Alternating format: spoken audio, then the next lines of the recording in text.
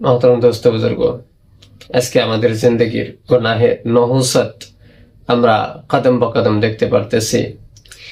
আল্লাহ আমাদের উপর কিরকম নারাজ হয়েছে সেটা আমরা দেখতে পারতেছি। আজকে আমাদের মাদারিস ও মাকাতিব ও খানকা আমাদের থেকে হাত থেকে চলে যাইতেছে। দেখেন, যে মসজিদে কালকে নামাজ হইতেছিল আর সেই মসজিদেতে পুজো হইতেছে, সে মসজিদের ফয়সালা আদালত থেকে দিয়ে দিয়েছে, সে জায়গাতে পূজা হবে। 700 বছর ধরে যে মসজিদে নামাজ হইতেছে, আজকে যে মসজিদে আল্লাহ আল্লাহ আকবার ধ্বনি চলতেছিল, যে জায়গাতে 5 ওয়াক্ত নামাজ আদা হইতেছিল, আজকে সেই মসজিদের ভেতরে সে মেহরাবে যে জায়গায় ইমাম দাঁড়িয়ে নামাজ পড়াইতো, সেই জায়গায় আজকে পূজা হইতেছে। এটা হয়েছে আমাদের মুসলমানদের গুনাহের নহুসত, আল্লাহর নাফরমানি করতে করতে আমরা এত অন্ধ হয়ে গেছি। হক পরস্তিদেরকে আমরা গালি গলজ লান তান আমরা করি, আর গুনাহগার এবং গুনাহের ভেতরে আমরা লিপ্ত হয়ে থাকি। যত ফিতনা, যত পিছনে পড়ে আছে দেখেন এই উম্মত, এই মুসলমান হক গয়ীদের পিছনে। যে আলিমগুলো সঠিক পন্থায় চলতে চায়, হালাল পন্থায় সঠিকভাবে দিনদার নিয়ে চলতে চায়, তাদের পিছনে দুশ্মন হয়ে লাগে এই কম। সেই কমের অবস্থা এরকম হবে না তো কি হবে? সে কম অধপতনে পড়বে না কি হবে? দিন যাইতেছে, এই কম অধপতনের দিকে কদম রাখতেছে। এটা দোষ অন্য কারো না। আমরা অমুকে দোষী, তমকে দোষী, আমরা নিজেকে দোষী, আমরা নিজেরা মুজরিম। আমাদের মসজিদ যাইতেছে আমাদের দোষে, আমরা নামাজ পড়ি না, মসজিদ খালি পড়ে থাকে। সেই জায়গায় আজকে আমাদের মসজিদগুলোতে পূজা হইতেছে, মসজিদ বন্ধ হয়ে যাইতেছে, মসজিদে যাইতে আমরা প্রস্তুত নেই। অথচ মসজিদের সেক্রেটারি প্রেসিডেন্ট হওয়ার জন্য আমাদের খুব চুলকানি, অথচ নামাজ নেই, চেহারায় দাড়ি নেই। মসজিদের সেগুলো মসজিদে সুদখোর, ঘুষখোর, রিশওয়াতখোর, হারামখোর যত আছে, যত ফাসিক ও ফাজির আছে, মসজিদ, কবরস্থান, ঈদগাহের প্রেসিডেন্ট সেক্রেটারি হয়ে বসে আছে। তাহলে কওমের উপরে জুলম জ্যাদতি হবে কি?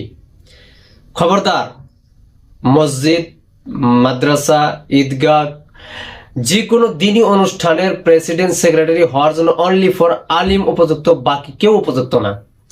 সমস্ত এই দাড়ি ছাড়া বেনামাজি, মদারু, জুয়ারু, সুদখোর, এগুলো গিয়ে মসজিদ মাদ্রাসার ভিতরে কমিটির মধ্যে পড়ে পড়ছে আর হারাম করে আরম্ভ করে দিয়েছে। যার জন্য আজকে দেশের এই অবস্থা, মুসলমানদের এই অবস্থা।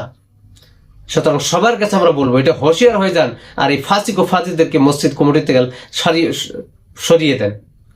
যারা নাকি ইমামে হক কথা বললে, ইমামে একটি সঠিক কথা বললে তাকে ইমামতের থেকে বাদ দিয়ে দেয়।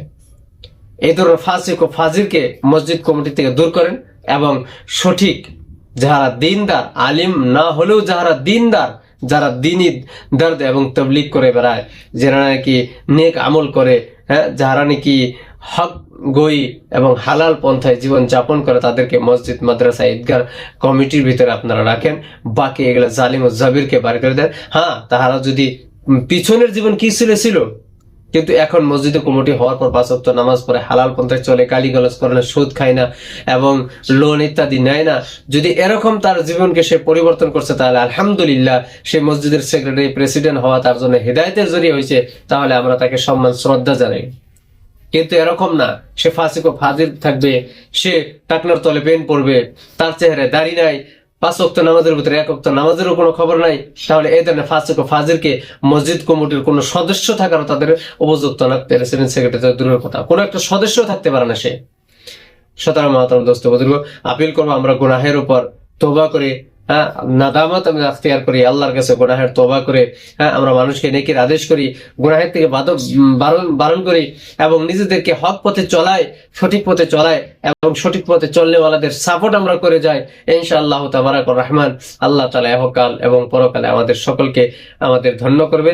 এবং আল্লাহ তাআলা ওয়াদা আছে যে আল্লাহ তাআলা মুমিনদেরকেই কি করবেন, মাথা উঁচু করে দিবেন। এটা আল্লাহর ওয়াদা আছে, যদি আমরা পরিপূর্ণ মুমিন থাকি। শর্ত হলে পরিপূর্ণ মুমিন হওয়া।